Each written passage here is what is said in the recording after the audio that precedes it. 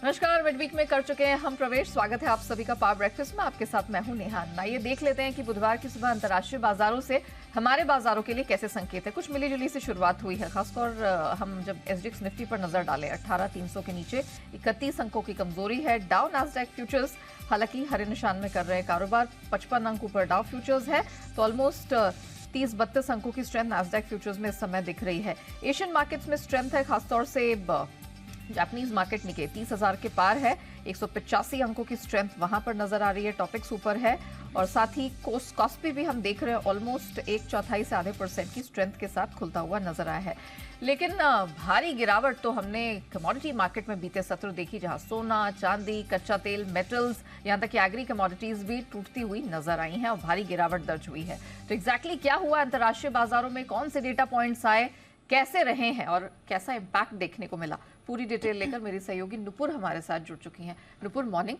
बहुत सारे डेटा का तो जिक्र कल ही हम कर रहे थे कि आने वाले हैं, तो मार्केट ने कैसा रिएक्ट किया है, क्योंकि कमोडिटी मार्केट गिरे हैं, इक्विटी स्पेस में क्या क्या हुआ है? बिल्कुल, गुड मॉर्निंग। इक्विटीज में भी हमने देखा कि एक भारी गिरावट डाउ में दिखी थी। आखिरी के आधे घंटे में फिसलता हुआ नजर आया था। स्टार्ट जब हुआ था तब बिल्कुल सुस्त था, 20-25 पॉइंट नीचे गिर कर खुला था, लेकिन जब बंद हुआ तो 300 पॉइंट की गिरावट वहां पे आपको नजर आई। नैस्डैक पॉजिटिव टेरिटरी में ट्रेड कर रहा था, पर कुछ डेटा पॉइंट्स ऐसे सामने आए जिसके चलते वो भी फिसलकर बंद होता हुआ नजर आया। अप्रैल में जो रिटेल सेल्स का डेटा सामने आया वो अनुमान से कम आते दिखा था, वो सिर्फ 0.4% बढ़ता हुआ नजर आया। अनुमान था कि वहां पे करीबन 0.8 से 1% की ग्रोथ आ सकती है। इनफैक्ट जो नतीजे आए होम डिपो के, जिसके चलते आपको शार्प फॉल दिखाता डाउ में, क्योंकि वो अनुमान से काफ़ी खराब आए। 2 से 2.5% की गिरावट स्टॉक में कल नजर आई। पूरा का पूरा रिटेल सेंटिमेंट यहाँ पे कमज़ोर होते हुए दिखा और अनुमान ये है कि बाकी होम रिटेलर्स जो हैं उनके भी नतीजे कमज़ोर आ सकते हैं, जिसके चलते एक भारी गिरावट कल डाउ में भी नज़र आई थी। लेकिन इन सबसे ऊपर जो डेट सीलिंग की कॉन्वर्सेशन है वहाँ पर नज़र है, उसमें उसकी भी जो चिंता है वो कल थोड़ी सी मार्केट में दिख रही थी कि वहाँ पे कोई अपडेट नहीं है, प्रोग्रेस है लेकिन कोई अपडेट नहीं आते दिखा था, जिसके चलते एक चिंता यहाँ पर भी फिलहाल बनी हुई है और इस पर बाजार की नज़र रहने वाली है। साथ ही साथ अगर आप देखेंगे तो पॉलिसी की चिंता और इन डेट सीलिंग की चिंता के चलते S&P 500 इंडेक्स नवंबर से लेके अब तक एक सीमित दायरे में ही ट्रेड करता हुआ आपको दिखेगा। 3800 से 4200 के बीच में ही ये इंडेक्स फिलहाल ट्रेड करता हुआ नजर आ रहा है। सबसे बड़ा ड्रैगर का एनर्जी स्टॉक में भी था, जो चाइना का इकोनॉमिक डेटा सामने आया था वो अनुमान से कम था, जिसके चलते एनर्जी के जो काउंटर्स थे वो भी ड्रैग करते हुए नजर आए कल मार्केट में। बैंकिंग में हालांकि कल थोड़ा रिबाउंड था, लेकिन फिर से परसों रिबाउंड था, लेकिन कल फिर हमने देखा कि वहाँ पे एक गिरावट दिखी। 2% से ज़्यादा पूरा का पूरा इंडेक्स गिरता हुआ नजर आया था, लेकिन थोड़ा सपोर्ट मिला तो नैस्डैक पॉजिटिव टेरिटरी में खुला था, तो टेक के कुछ काउंटर्स थे जहाँ से बाजार को कल सपोर्ट मिलता हुआ नजर आया था। लेकिन आज फिर नतीजों का सिलसिला टारगेट के आज नतीजे आने वाले। कल वॉलमार्ट के नतीजे आते दिखेंगे, दोनों ही इंपॉर्टेंट है रिटेल को लेकर। साथ ही साथ जो हाउसिंग स्टैट्स का डेटा है अप्रैल के महीने का यूएसए से, वो भी आज आते दिखेगा, जहां पे बाजार की नज़र रहेगी। यूरोप में सीपीआई का डेटा, इन्फ्लेशन का डेटा आने वाला है अप्रैल के महीने का। कल हमने देखा था कि जीडीपी का डेटा आया था, 0.1% की ग्रोथ वहाँ पे क्वार्टर ऑन क्वार्टर नजर आई थी। कल इनफैक्ट यूरोपियन बाजार भी कमजोरी के साथ बंद हुए थे, वहाँ भी आपको 0.3 से 0.5% का कट दिखा था। लेकिन डॉलर इंडेक्स की बात करें तो वहाँ पे एक रिबाउंड नजर आया, जिसके चलते हमने भारी गिरावट कमोडिटी बाजार में देखी। एंड इनफैक्ट ऑयल भी 75 से फिसलकर $74.5 के आसपास ट्रेड करता हुआ नजर आया। जैसे कि आपने बता ही दिया, ग्लोबल कमोडिटी में भारी गिरावट कल दर्ज हुई थी, चाहे वो सोना हो जो 2000 के नीचे फिसल चुका है। चांदी की बात करें तो 7 हफ्ते के निचले स्तर पे आपको ट्रेड करते हुए दिखेगी, $24 के नीचे जा चुकी है। बेस मेटल की भी बात करें तो एलएमई कॉपर में भी 6 महीने के निचले स्तर पे ट्रेड करता हुआ दिख रहा है। एग्री कमोडिटीज में भी कमजोरी रही कल के दिन, तो इक्विटीज़ में भी कमजोरी थी, क्योंकि डेट सीलिंग की चिंता अभी भी है, पॉलिसी को लेकर चिंता है अभी भी है, इंपॉर्टेंट मैक्रो डेटाज आ रहे हैं, रिजल्ट्स भी कमजोर आते दिखे कल के ट्रेडिंग सेशन में, और कमोडिटीज़ में भी काफ़ी गिरावट कल के ट्रेडिंग सेशन में नजर आई। तो ऑल इन ऑल हम कह सकते हैं कि जिस डर से यहाँ इक्विटी मार्केट पस्त होते हुए दिखे, तकरीबन वही डर रहा है जिसके कारण कमोडिटी मार्केट में भी इतनी भारी पिटाई होती हुई दिखी। शुक्रिया अब नुपुर, वो पूरी डिटेल दर्शकों के सामने रखने के लिए। आगे बढ़े उससे पहले आइए देख लेते हैं कि कल यानी मंगलवार को संस्थागत निवेशकों का प्रदर्शन कैसा रहा। तो वंस अगेन विदेशी संस्थागत निवेशकों की तरफ से कैश में खरीदारी तो जरूर दर्ज हुई है। 1400 करोड़ से अधिक का नंबर रहा है। लेकिन जब हम घरेलू आंकड़ों पर नजर डालते हैं, घरेलू संस्थागत निवेशकों की परफॉर्मेंस पे नजर डालते हैं, तो बिकवाली हाथ लगी है। ऑलमोस्ट 890 करोड़ की बिकवाली का फिगर वहां पर दर्ज हुआ है। अब जिस तरह के ग्लोबल संकेत बनते हुए दिखाई दे रहे हैं, जो कि खराब हैं, अच्छे बिल्कुल भी नहीं है, उन सब के बीच हमारे मार्केट्स में क्या रणनीति अपनानी, इस पर बात करेंगे। जी बिजनेस के मैनेजिंग एडिटर अनिल सिंह भी हमारे साथ जुड़ चुके हैं।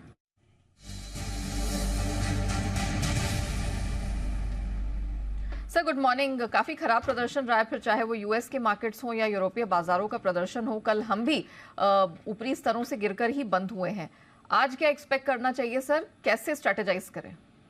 Good morning Neha. देखिए, संकेत थोड़े कमजोरी के हैं और वैसे भारतीय बाजारों को थोड़ा अंदाजा लगा था इस कमजोरी का। कल ही जब आखिरी 1 घंटे में हम थोड़े कमजोर होकर 18,300 के नीचे हल्का सा नीचे बंद हुए हैं, तो हल्के फुल्के करेक्शन की जो पहली शुरुआत हुई थी, फर्स्ट हाफ में थोड़ा और आगे बढ़ता हुआ दिखेगा। सेकंड हाफ में देखते हैं इंपॉर्टेंट लेवल्स के आसपास बाजार सपोर्ट लेता है, नहीं पूरी संभावना है कि सपोर्ट लेंगे, तो मजबूती के बाजार में हल्के फुल्के रनिंग करेक्शन की जो आप उम्मीद करते हैं वो आते हुए दिखा है। दिक्कत एक ही है कि भारतीय बाजार तो मजबूत अपने आप में है ही, लेकिन सिर्फ अमेरिकी बाजारों से, ग्लोबल मार्केट से जो सपोर्ट आपको चाहिए वो मिल नहीं रहा है, इसीलिए आपको बढ़ने में थोड़ी सी दिक्कत हो रही है। और कल जो प्रॉफिट बुकिंग दिखी वो इन खबरों के दम पर दिखी और बैंक निफ्टी से आती दिखी, जिसमें यह था कि शायद ईसीएल वाले नियम जल्दी से आरबीआई लागू कर सकता है, ये डर था। उसके चलते बैंक निफ्टी ने निफ्टी को नीचे की तरफ खींचा है। जहाँ तक आज का सवाल है, देखिए 18,150, 18,225 ये आपके लिए मजबूत सपोर्ट का काम करेगा और इस रेंज में आने पर हल्की फुल्की खरीदारी करने की राय होगी। इसके नीचे जाने की संभावना आज के लिए काफी कम है। ऊपर की तरफ 18,315, 18,400 ये वो रेंज है जहां पर आपको हल्की फुल्की प्रॉफिट बुकिंग आती हुई दिख सकती है। बैंक निफ्टी का जहां तक सवाल है, 44,000 के नीचे हम 43,900 के आसपास कल बंद हुए हैं। जो तुरंत छोटा सपोर्ट है वो 43,525 से 43,675 की रेंज में है। इस रेंज में आप बैंक निफ्टी को सपोर्ट लेते हुए देखेंगे और ऊपरी स्तर से पिछले 2 दिनों से आप 44,000, 44,150 की रेंज को पार करने में थोड़ी मुश्किल हो रही है। इन लेवल के आसपास प्रॉफिट बुकिंग आती हुई दिखेगी। बड़ी तेजी, फ्रेश तेजी बैंक निफ्टी में 44,200 को पार करने पर बनेगी, या फिर अच्छा करेक्शन आपको देखना है तो 43,200 से 43,400 के रेंज में बैंक निफ्टी जब आए तब बढ़िया खरीदारी की जगह होगी। तो देखते हैं इन लेवल्स पर पहले पहुंचता है, लेकिन हाँ, ग्लोबल संकेतों के चलते आज हल्की कमजोरी के साथ शुरुआत होगी। लेकिन इसी के साथ एक और अच्छी बात ये नया कि कल बाजार फुटफॉल रेशियो के लिहाज से काफी ओवरबोर्ड थे, हेवी थे, और कल जो करेक्शन हुआ उसके बाद आज बाजार थोड़े हल्के होते हुए दिखे। तो कल की वीकली एक्सपायरी में जाने के पहले ट्रेडर्स की पोजीशन थोड़ी सी कम हो गई है, उस लिहाज से बहुत ज्यादा बिकवाली का दबाव रहेगा, इसकी संभावना भी कम है। जी, valid point sir, thank you so much हमारे दर्शकों को बताने के लिए कि यहाँ पर क्या प्लसेस हैं, क्या माइनसेस हैं, या माइनसेस रादर क्या कैसी अपॉर्चुनिटी है जिस पर फोकस करके चलना है। तो सर मानते हैं कि 18,150 से 225 इस दायरे में अगर आपको निफ्टी मिले तो कुछ खरीदारी बनती है। मुनाफा वसूली वाली जो रेंज है वो 18,315 से 400 के पास है। बैंक निफ्टी 43,525 से 675 आज के लिए यहाँ पर एक सपोर्ट, एक सहारा बनता हुआ दिख रहा है, और जो रेजिस्टेंस वाली बैंड है वो 44,150 तक स्ट्रेच होती हुई दिख रही है। कोई भी स्ट्रेंथ बैंक निफ्टी में अब 44,200 के ऊपर ही आएगी, और अगर अच्छी खरीदारी करनी है तो सर को लगता है कि अगर 43,200 के आसपास के लेवल्स मिले तब एक बढ़िया खरीदारी का मौका, एक बैकग्राउंड वहां पर बन सकता है। आइए, हमने ये तो जान लिया कि आज ब्रॉडर मार्केट्स में किस तरह का मूड मिजाज, एक सेंस कैसी है वो हमें मिल चुकी है, लेकिन खबरों के दम पर एक्शन है वो भरपूर है। और मार्च तिमाही के नंबर्स तो आ ही रहे हैं, तो आपको सेक्टर स्पेसिफिक यहाँ पर बहुत सारी हलचल देखने को मिलने वाली है। और पूरी डिटेल देने के लिए वरुण हमारे साथ जुड़ चुके हैं। वरुण, मॉर्निंग। पहले तो बताइए कि कल बहुत सारे नंबर्स निकल कर आए हैं, कैसे रहे हैं? मॉर्निंग नेहा, तो जैसे कि मैंने कल भी आपसे कहा था कि भारतीय एयरटेल सबसे इंपॉर्टेंट तो यही है। यहाँ पे नजर है ऑलमोस्ट मिले जुले नतीजे हैं, एस्टिमेट्स के मुताबिक ही है। आय 36,000 करोड़ के आसपास आई है, 36,100 करोड़ का अनुमान था। मार्जिन 51.9% पे आए हैं, जो कि अनुमान के मुताबिक है। केवल मुनाफा जो है वो 3,006 करोड़ के आसपास आया है, 2,250 करोड़ का अनुमान था। एक्सेप्शनल लॉस हुआ है 670 करोड़ का। तो मुनाफे के फ्रंट पे अगर आप देखेंगे तो नतीजे अच्छे हैं। आरपूस लेकिन इस कंपनी के फ्लैट आए हैं 193 के आसपास, जबकि 196 का अनुमान था। तो आरपू के फ्रंट पे थोड़ा डिसअपॉइंटमेंट है, लेकिन मुनाफे के फ्रंट पे अगर आप देखेंगे तो नतीजे अच्छे लगते हैं। फाइनल डिविडेंड दिया है कंपनी ने 4 रुपये प्रति शेयर का, तो यहाँ पे आप नज़र रखिएगा। साथ ही साथ जेएसपीएल के नतीजे आए हैं, तो नतीजे कमज़ोर है। कंपनी की आय 5% गिरी है, मार्जिन 26% का अनुमान था, 16% पे आए हैं, 21.5% से गिर के। और मुनाफा अगर आप देखेंगे तो 80% की गिरावट कंपनी के मुनाफे में देखने मिली है। 2 रुपये प्रति शेयर के डिविडेंड का ऐलान कंपनी ने किया है। तो यहाँ पे कमज़ोर नतीजे। LIC हाउसिंग फाइनेंस सरप्राइज है, नतीजे अच्छे हैं। NII 22% बढ़ा है, मुनाफा 5.5% बढ़ा है। 800 करोड़ का अनुमान था, 1180 करोड़ पे आया है। NPS में सुधार हुआ है, लेकिन नेट NPA में थोड़ी बढ़ोतरी हुई है, 2.4% से बढ़ के 2.5%। ओबेरॉय रियल्टी यहाँ प्रॉफिट अच्छा है, बाकी वीक है। आय अगर आप देखेंगे तो 961 करोड़ की आई है, 1033 करोड़ का अनुमान था। एबिटा 368 करोड़ पे आया है, 498 करोड़ का अनुमान था। मार्जिन 38.4% पे आए हैं, 48.2% का अनुमान था, यानी कि अनुमान से 10% कम आए हैं। केवल मुनाफा जो है 480 करोड़ के आसपास आया है। 4 रुपये प्रति शेयर के डिविडेंड का ऐलान जो है वो भी इस कंपनी ने किया है। मेट्रोपोलिस नतीजे कमज़ोर है, आय 1% गिरी है, मार्जिन 24.7% के आसपास स्थिर है और मुनाफा जो है उसमें 8% के आसपास की गिरावट देखी गई है। कैश के कुछ नतीजे जिसमें रेडिंगटन मिला जुला नतीजे हैं। आय में 26% की बढ़ोतरी, मार्जिन 2.8% से गिर के 2.5%, मुनाफा 11% गिरा है। 7 रुपये 20 पैसे प्रति शेयर के डिविडेंड का ऐलान किया गया है।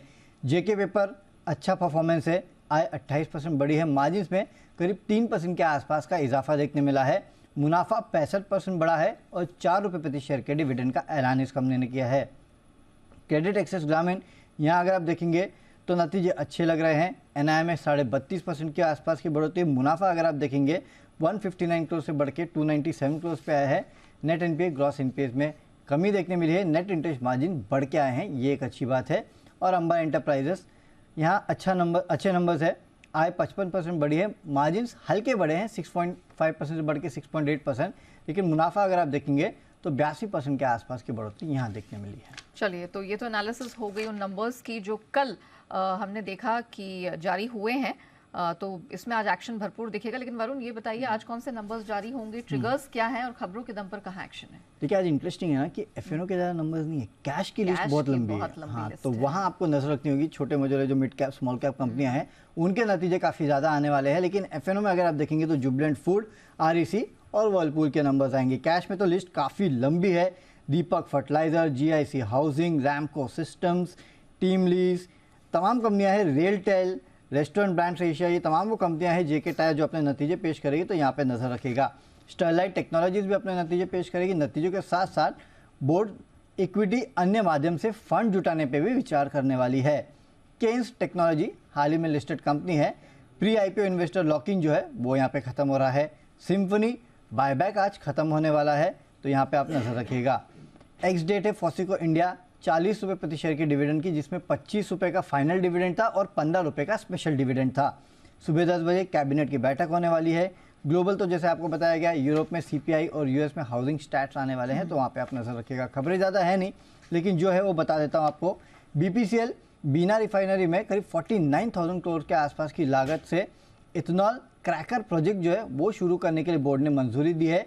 978 करोड़ में 250 मेगावाट के विंड पावर प्रोजेक्ट्स लगाने को भी मंजूरी मिली है। और 1903 करोड़ के महाराष्ट्र में POL और यानी कि पेट्रोलियम ऑयल लुब्रिकेंट्स और ल्यूब ऑयल बेस्ड स्टॉक के स्टोरेज इंस्टॉलेशन जो है उसको भी मंजूरी मिली है। तो इसके चलते BPCL वैसे भी आपके रडार पे होना चाहिए। इन्फीबीम, यहाँ पे सरकार का जो पोर्टल ई-कॉमर्स मार्केट प्लेस है GEM, मिनिस्ट्री ऑफ कॉमर्स और इंडस्ट्री ने इस कंपनी की एक बिड खारिज कर दी है। गवर्नमेंट का मार्केट प्लेस के डिज़ाइन, डेवलपमेंट, ऑपरेशंस और रखरखाव के लिए इन्होंने बिड करी थी। तो कहीं ना कहीं इस कंपनी के लिए नेगेटिव खबर है, देखना होगा असर कितना होता है। वैसे भी काफ़ी छोटा स्टॉक है। और आखिरी में Tamil Nadu news print, HDFC mutual fund और इन्होंने करीब 12 मई को ओपन मार्केट के जरिए 2.06% हिस्सेदारी जो है इस कंपनी में घटा ली है। हिस्सेदारी 7.57% से घटकर अब 5.48% हो गई है। ऑलराइट वरुण, धन्यवाद वो पूरी डिटेल दर्शकों के सामने रखने के लिए, बताने के लिए कि आज स्टॉक स्पेसिफिक एक्शन कहाँ है और कौन से तिमाही नतीजों पर रखनी है नजर। आइए अब आगे बढ़ते हैं और एक्सपर्ट्स की राय जान लेते हैं कौन से स्टॉक सेक्टर्स पर रहेगा action end of course broader markets को लेकर उनका व्यू क्या है। सब समझाने के लिए ग्लोब कैपिटल मार्केट्स के हिमांशु गुप्ता हमारे साथ जुड़ चुके हैं। हिमांशु जी, मॉर्निंग, बहुत स्वागत है। पहले तो निफ्टी बैंक निफ्टी पर ही आपकी राय जानना चाहेंगे। हमने आखिरी आधे पौन घंटे में जो कल एक करेक्शन आता हुआ देखा, उसके बाद अब क्या लग रहा है, खरीदारी करेंगे या थोड़ा wait and watch? Good morning to you Neha ji. देखिए, clear cut as you rightly pointed out कि कल भी सेकंड हाफ में और even day before yesterday Monday के सेशन में भी हमने क्लोजिंग सेशन की तरफ एक दबाव बनते हुए देखा था, जिसका मतलब क्लियर है कि बाजार अभी इस अटेम्प्ट में 18,350 18,400 का जो रेजिस्टेंस सप्लाई जोन है उसको उस वॉल ऑफ वरी को क्लाइम करने में अभी अनसक्सेसफुल होता हुआ नजर आया है। और हमने देखा कि कल भी टूवर्ड्स क्लोज थोड़ा सा सेलिंग प्रेशर बढ़ता हुआ नजर आया। अब गिवन द फैक्ट कि हम एक ऑलरेडी इंटरमीडिएट अप ट्रेंड में हैं, ये देखना इंपॉर्टेंट होगा नेहा जी कि बायर्स जो बुल्स है वो किस सपोर्ट से वापस से अपना कम बैक करते हैं। आज के लिए मेरा ऐसा मानना है कि 18,200 18,220 न केवल एक वेल एस्टेब्लिश सपोर्ट जोन है, बल्कि मुझे लगता है कि अगर ये अप ट्रेंड को स्ट्रांग बने रहना है तो इस लेवल के ऊपर की क्लोजिंग आते हुए नजर आनी चाहिए और इसके वापस से इस लेवल के आसपास खरीदारी लौटते हुए नजर आ सकती है। तो 18,286 के आसपास से कल का क्लोज है। मेरा ऐसा मानना है कि खरीदारी के लिए थोड़ा सा डिप का वेट करेंगे। 18,230 220 के आसपास कोई डिप मिलता है तो स्पॉट लेवल्स निफ्टी वहां पे खरीदारी करें। 18,180 के नीचे का एक स्ट्रिक्ट स्टॉप लॉस लगाएंगे। अगर नेहा जी 18,180 के नीचे हम आज बंद होते हैं या ये वीकली एक्सपायरी भी फॉर दैट मैटर उसके नीचे होती है तो मुझे लगता है कि जो पूरा रनअप हमने लोअर लेवल से देखा है वो अप ट्रेंड शायद थोड़ा सा के लिए खत्म होता हुआ नजर आए और बाजार एक बड़ी कंसोलिडेशन जोन में जाता हुआ नजर आ सकता है। तो ये सपोर्ट इस स्टॉप लॉस के साथ खरीदारी करेंगे। अपसाइड में 18,350 18,380 लेवल रहेंगे जहां पर मुनाफा वसूल करके चलने की सलाह है। ओके और दारुल है Nifty bank clear cut out performer रहा है, वहां से हमने एक अच्छी लीडरशिप देखी थी। अनफॉर्चुनेटली 2 अटेम्प्ट के बावजूद हम नया हाई अभी इस अटेम्प्ट में नहीं बना पाए, लेकिन जब तक हम 43,650 यानी कि 43,650 के ऊपर टिके हुए हैं, मेरा ऐसा मानना है कि बुल्स अभी इतनी जल्दी यहाँ पर शायद गिव अप ना करें और इस गिरावट पर अगर आज कोई 100 पॉइंट का गैप डाउन या नीचे ओपनिंग टिक में मिलता है 43,700 750 के आसपास तो वहां पर खरीदारी करके चला जा सकता है। 43,650 के नीचे के स्टॉप लॉस के साथ अपसाइड में 43,900 44,000 के आसपास प्रॉफिट बुक करके चलने की सलाह है। तो निफ्टी बैंक में अभी भी जो लीडरशिप है, जो पॉजिटिव बायस है, जो आउट परफॉर्मेंस है वो देखते हुए नजर आ सकता है। 43,650 का एक वेल डिफाइंड स्टॉप लॉस है। ओके साथ ही ये भी बता दीजिए स्टॉक स्पेसिफिक एक्शन आपको कहाँ नजर आ रहा है? नेहा जी मेरे हिसाब से कोल इंडिया में खरीदारी करेंगे। निफ्टी पीएसई कल वीक बाजार में भी एक रिलेटिव स्ट्रेंथ दिखा रहा था, यहाँ पर एक क्लियर कट ब्रेकआउट देखने को मिला है कोल इंडिया के चार्ट में। 241 रुपए के आसपास का क्लोज है, यहाँ पे खरीदारी करेंगे 238 के स्टॉप लॉस के साथ। 245 और 248 रुपए तक के टारगेट यहाँ पर आते हुए नजर आ सकते हैं। और वीक साइड में आदित्य बिरला फैशन रिटेल दूसरा स्टॉक है जो थोड़ा सा वीक काउंटर रहा है, यहाँ पर बिकवाली करके चल सकते हैं 202 के स्टॉप लॉस के साथ 194 192 के टारगेट के। ओके और स्टॉप लॉस क्या रहेगा? 202 202 का स्टॉप लॉस रहेगा। Okay thank you so much Himanshu ji हमारे साथ जुड़ने के लिए, बताने के लिए कहाँ कहाँ है कमाई के मौके। तो एक बाय की रिकमेंडेशन है कोल इंडिया में 238 का स्टॉप लॉस, 245 48 तक का लेवल अपसाइड में है और ABFRL सेल करके चलिएगा। यहाँ पर 202 का आपको स्टॉप लॉस लगाना है, 194 192 तक का डाउनसाइड टारगेट देखने को मिल जाएगा। कमोडिटी बाजार की रणनीति समझाने के लिए पृथ्वी फिनमार्ट के मनोज कुमार जैन हमारे साथ जुड़ चुके हैं। मनोज जी मॉर्निंग, भारी भरकम गिरावट दिखी है, गोल्ड सिल्वर से करेंगे शुरुआत। सोना कल घरेलू बाजार में 800 रुपए से अधिक की कमजोरी लेकर बंद हुआ है, क्या करना है आज?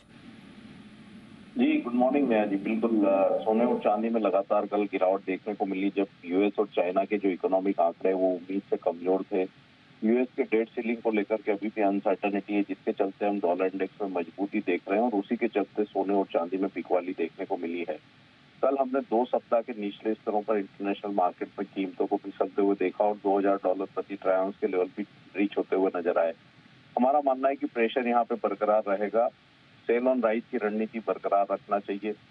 सोने में अब यहाँ पे 60,500 से 60,600 के दायरे में बिकवाली की रणनीति बना के चले। 60,900 का एक स्टॉप लॉस रखे, लक्ष्य यहाँ पे 60,000 तक के रख चल सकते हैं। चांदी में क्या करना है? चांदी में भी यहाँ पे जो रणनीति रहेगी प्राइस की रहेगी 73,200 के स्तर मिले तो बिकवाली करके चले। 73,850 का एक स्टॉप लॉस रखे, लक्ष्य यहाँ पे 72,000 तक का रख सकते हैं। ओके कच्चे तेल में क्या किया जाए? बिकॉज सुस्ती तो यहाँ पर भी है, भले ही उसको सप्लाई साइड का थोड़ा सा सपोर्ट है, IEA की रिपोर्ट का सपोर्ट है, लेकिन इसने गिरना प्रेफर किया है, तो जरा बताइए क्या करना है? कच्चे तेल में भी जो इंटरनेशनल एनर्जी एजेंसी का रिपोर्ट आया था उसके मुताबिक यहाँ पे वर्ष 2023 में डिमांड बेहतर रहने की संभावना है। लेकिन साथ ही हम देख रहे हैं कि चाइना और यूएस के जो इकोनॉमिक आंकड़े उम्मीद से काफी कमजोर आए और यूएस डेट सीलिंग को लेकर के भी अनसर्टेनिटी बनी हुई है। तो कच्चे तेल में भी यहाँ पे ऊपरी लेवल्स पर लगातार रेजिस्टेंस ही बनते हुए दिख रहे हैं। 5,900 के स्तर मिले तो बिकवाली करके चले, 5,980 का स्टॉप लॉस रखे। हमारा मानना है कि फिर एक बार 5,770 तक के स्तर यहाँ देखने को मिल सकते हैं। एक बार स्टॉप लॉस रिपीट करेंगे मनोज जी? 5,980 का स्टॉप लॉस रखें, 5,770 तक के लक्ष्य के लिए। Very well, thank you so much Manoj ji हमारे साथ जुड़ने के लिए, बताने के लिए कि आज कमोडिटी मार्केट में क्या रणनीति अपनाए। तो बिकवाली जारी रहेगी, प्रेशर पूरा दिखाई दे रहा है। सोना बेच के चले, चांदी बेच के चले और कच्चा तेल भी 5900 के पास मिले तो सेल की सलाह है 5770 के डाउनसाइड टारगेट के लिए। आइए बढ़ते हैं आगे FIR यानी FII इन्वेस्टमेंट रिपोर्ट्स की तरफ और जान लेते हैं कि फॉरेन ब्रोकरेजेस की आज कहां क्या रिकमेंडेशन निकल कर आ रही है। आशीष पूरी डिटेल लेकर हमारे साथ जुड़ चुके हैं। आशीष, मॉर्निंग, बताइए। Good morning Neha. देखिए, सबसे पहले भारतीय एयरटेल यहाँ पर नतीजों का इम्पैक्ट है। सबसे पहले आप देखिए मॉर्गन स्टैनली की तरफ से रिपोर्ट है, ओवरवेट की रेटिंग को बरकरार रखा है, 860 रुपये का टारगेट दिया है। वहीं JP मॉर्गन ने अंडरवेट की रेटिंग दी है, 700 रुपये का टारगेट है। जेफरीज भी खरीदारी किराए को बरकरार रखे हुए करीब 900 रुपये के लक्ष्य के लिए। IOC कल यहाँ पर बाजार के दौरान नतीजे आए थे, नतीजों से पहले भी कुछ अपग्रेड्स आए थे, स्टॉक में तेजी भी आई थी। आप देखिए CLS से खरीदारी किराए को बरकरार रखे और लक्ष्य 85 से बढ़ाकर 105 कर दिया, 87 की क्लोजिंग चल रही है। मॉर्गन स्टैनली ने ओवरवेट की रेटिंग दी है, 100 रुपये का लक्ष्य दिया और जेफरीज भी अगर आप देखें तो होल्ड की रेटिंग को बरकरार रखे हैं और मामूली सा एडजस्टमेंट स्टॉक के प्राइस में किया है। बैंक ऑफ बड़ौदा यहाँ पर CLSA की तरफ से रिपोर्ट है, खरीदारी किराए को बरकरार रखा है, लक्ष्य 210 से बढ़ाकर 225, 187 की क्लोजिंग। मॉर्गन स्टैनली ने ओवरवेट की रेटिंग को बरकरार रखा है, लक्ष्य 220 से बढ़ाकर 240 कर दिया है। JP मॉर्गन भी ओवरवेट की रेटिंग को बरकरार रखे हैं और जो लक्ष्य 220 से बढ़ाकर 230 रुपये कर दिया है। LIC हाउसिंग फाइनेंस, यहाँ पर भी नतीजों का इम्पैक्ट आपको देखने को मिलेगा। CLSA खरीदारी किराए दे रहे हैं, 520 से बढ़ाकर 550 कर दिया है। मॉर्गन स्टैनली ने अंडरवेट की रेटिंग दी, 320 का टारगेट, लेकिन जेफरीज खरीदारी किराए दे रहे हैं करीब 500 रुपये के लक्ष्य के लिए, 395 की क्लोजिंग है। जिंदल स्टील एंड पावर, यहाँ पर अगर आप देखिए थोड़े से कमजोर साइड पर नतीजे हैं तो यहाँ पर CLSA आउट परफॉर्म की रेटिंग को बरकरार रखा, लक्ष्य 670 से घटाकर 620 कर दिया है, 560 की क्लोजिंग है। मॉर्गन स्टैनली ने अंडरवेट की रेटिंग दी, 460 का लक्ष्य दिया और मैक्वायरी यहाँ पर न्यूट्रल की रेटिंग को बरकरार रखे हुए 557 के लक्ष्य में। वेरी वेल, चलिए तो नंबर्स आने के बाद ब्रोकरेजेस की ये राय बन रही है इन तमाम स्टॉक्स में। थैंक यू आशीष वो पूरी डिटेल दर्शकों के सामने रखने के लिए। आइए इसी के साथ पावर ब्रेकफास्ट को हम करते हैं यही रैप अप, लेकिन बने रहिएगा जी बिजनेस के साथ।